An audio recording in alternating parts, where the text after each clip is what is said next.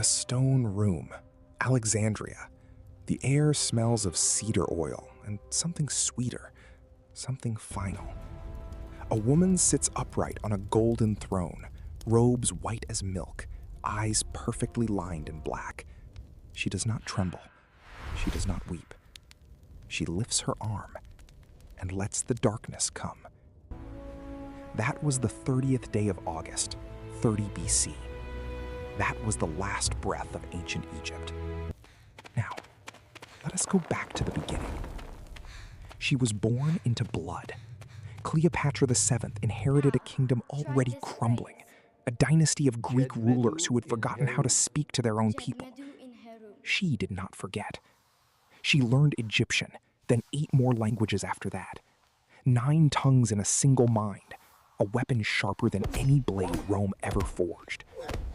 While her brothers schemed and stabbed each other for power, Cleopatra studied astronomy, philosophy, military strategy, naval warfare. She did not merely sit upon a throne.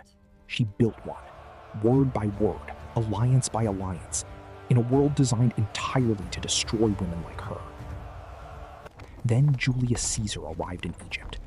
He was 52 years old, the most powerful man alive, and absolutely certain he was walking into a conquered province. Cleopatra was 21. She had herself smuggled inside the palace walls, rolled inside a merchant's linen sack, and delivered directly to his private chamber. Caesar unrolled the cloth and met the one opponent who would never kneel to him. She spoke to him in Latin, in his own language, as an equal, not a queen begging for alliance, a strategist offering terms. Caesar, who had crushed armies and broken nations, was utterly unprepared for her. Within days, they were allies. Within weeks, something more.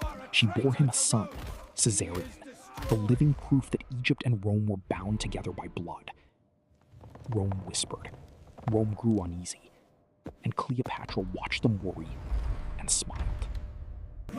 But Caesar died, 23 stab wounds on the floor of the Roman Senate, and the world Cleopatra had built cracked straight down the middle. Rome erupted into civil war, Brutus and Cassius on one side, Mark Antony and Octavian on the other. Cleopatra watched the chaos from Alexandria and calculated. Then she chose her next move. Mark Antony summoned her to the city of Tarsus, expecting obedience. He expected a provincial queen. What arrived was something Rome had never seen. She sailed to him on a golden barge, purple sails catching the wind, surrounded by servants dressed as sea nymphs, incense smoke trailing across the harbor like a living thing. The entire city of Tarsus abandoned its streets to watch her arrive.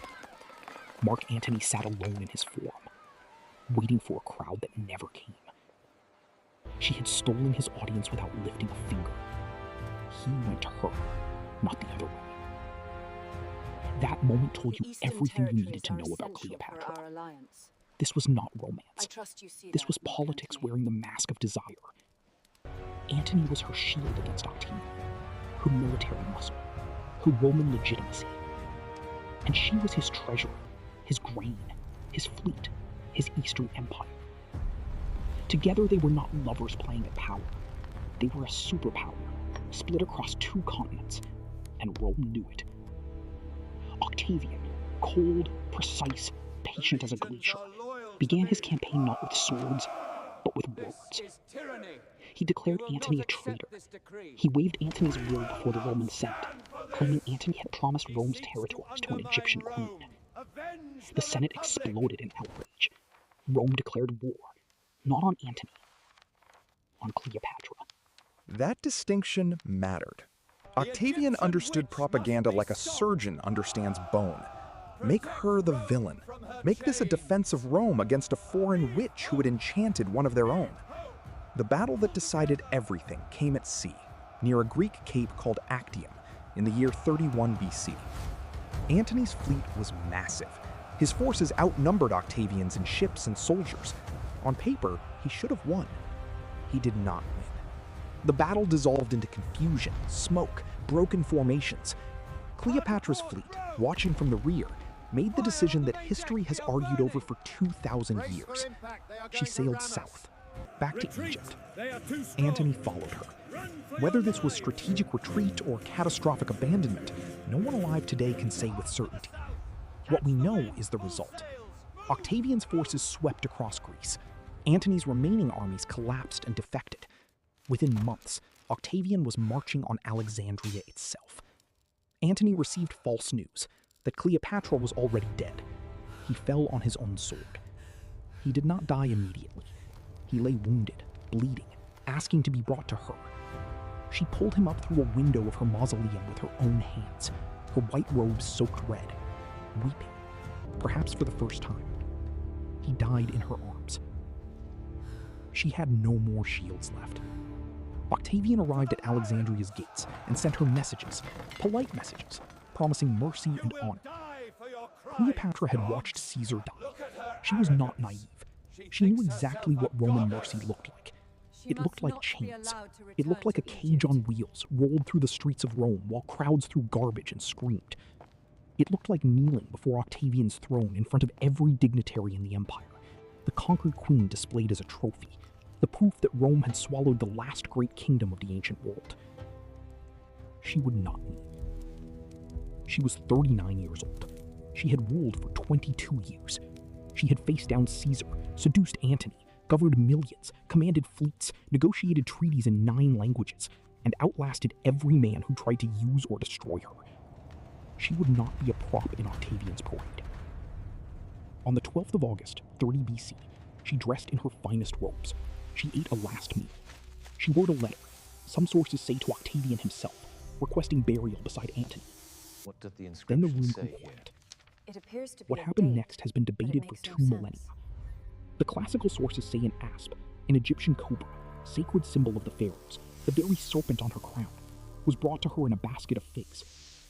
Modern toxicologists debate whether this was possible, whether the venom acts quickly enough, whether the story is too poetic to be entirely true. Perhaps it was a different poison, perhaps a concealed needle. The method does not matter. The choice does. She chose it. She chose death over submission, silence over humiliation, dignity over survival on her enemy's terms. When Octavian's guards broke down the door, they found her seated upright on her golden throne, dressed as a pharaoh, perfectly still. 2 of her handmaidens lay dying at her feet. One of them, barely alive, was still straightening Cleopatra's crown. Egypt became a Roman province the following day. Not a kingdom, not an ally. A province. A source of grain. A line in an administrator's ledger. The great library of Alexandria would eventually burn. The temples would be converted or abandoned. The hieroglyphs would become unreadable, a dead language for 2,000 years, until a French soldier stumbled upon a black stone near Rosetta, and the world remembered how to listen. What died with Cleopatra was not merely a woman, not merely a dynasty. 300 years of Ptolemaic rule ended. 3,000 years of pharaonic civilization drew its final breath in that stone chamber in Alexandria. An entire world, its gods, its language, its mathematics, its medicine, its way of seeing the stars, began its long, slow disappearance into Roman concrete and imperial silence. She was never a footnote. She was never merely beautiful. She was the last person on Earth who could read the ancient temple inscriptions in the language they were written. She was a living bridge between a civilization and the void that swallowed it. And she chose to break that bridge herself, rather than let Octavian cross it. 30 years after her death, Augustus Caesar, formerly Octavian, reportedly visited her tomb in Alexandria and placed a golden crown upon her effigy. Even the man who destroyed her could not pretend she had not been extraordinary. History has spent 2,000 years trying to reduce her to a love story. She was never that. She was a pharaoh. She was a strategist. She was the last of an ancient world, and she left it on her own terms.